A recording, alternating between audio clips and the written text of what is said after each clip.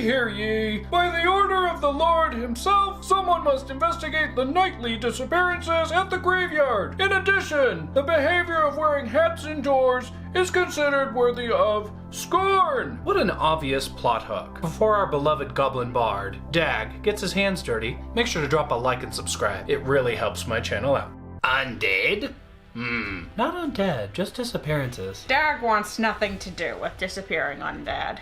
Alright, I'm going to kill me some undead. Dagg, we could loot some graves. Why is Dagg so easily seduced by treasure? So, what are we gonna do until dark? Dagg wants to drink. To the tavern. Drink! I'm in for a drink. The party heads to the nearby tavern. Since it's still morning, it's not open.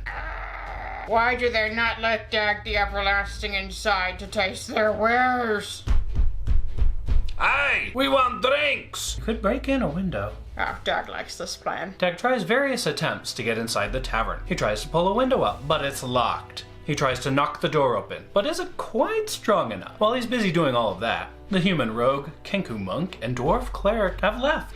Those losers just left Dagg? So much for good work ethic. Dagg will teach his slaves better manners. Dagg, not having the nerve to break in by himself, goes and sleeps in the middle of the town square until nightfall. When the players reach the graveyard, it's silent.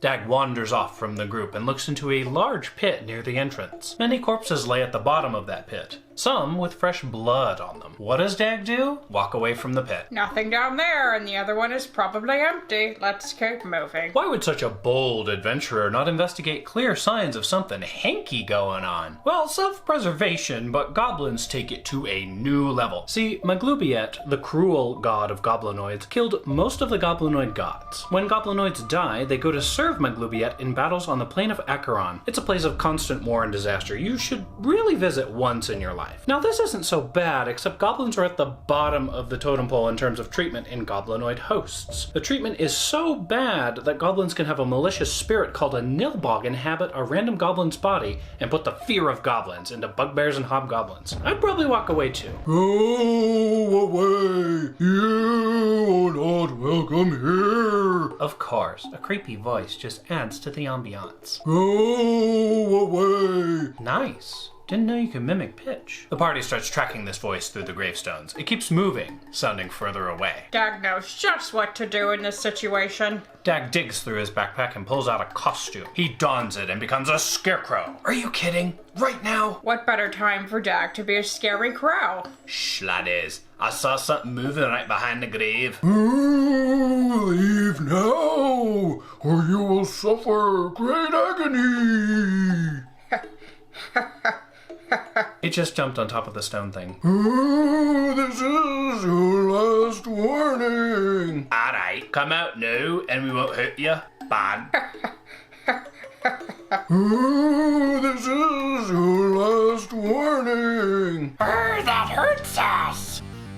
Ah, come here, you wee rascal. And you thought Dagg was a scarecrow, but is I, Dagg? Dagg, he's running past you. Get him. Nobody loves you, loser. The dissonant whisper affected the running figure so strongly that it was immediately knocked unconscious. Aha! A prisoner to become a slave. Oh, it's just a goblin. That's a pretty cool trick. Please don't kill us. Don't worry. If you help Dagg dig up these graves, we can split the treasure we find. What about its friends? Oh, those losers. Dagg will send them away. Okay, his name is Pizzafingers, and he likes to trick people. Nothing to see here. Bells narrows her eyes and rolls perception, getting a natural one. She shrugs. What a waste of time. I'm going back to town.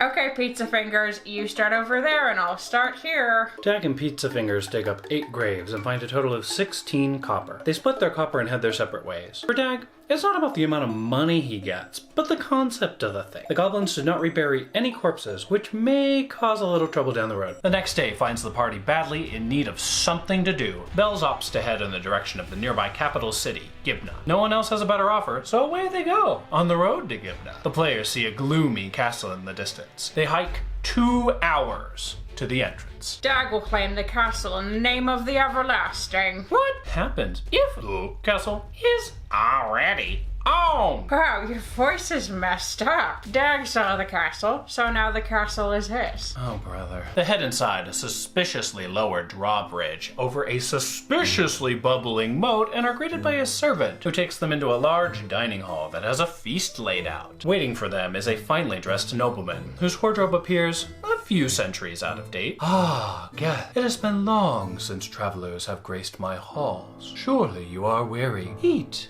Be merry. Javel. Of course, Master Dwarf. Please, make yourself comfortable. The dwarf and the rogue start eating food like they've been deprived of it for weeks. Dagg and Bells are quite suspicious of the feast and eat their own rations. After the feast, the noble shows the players to their rooms. Suddenly, the players all collapse and black out. Their host's curious demeanor was a facade all along. When we return, see the epic ending between Dagg, a beholder who always wanted to be glue, and the villain, Discount Dagg. Thank you guys so much for watching. If you enjoyed this video, please give me a big thumbs up. If you're new, please subscribe and ring the little bell so you get notified when I post. I'll see you guys next time.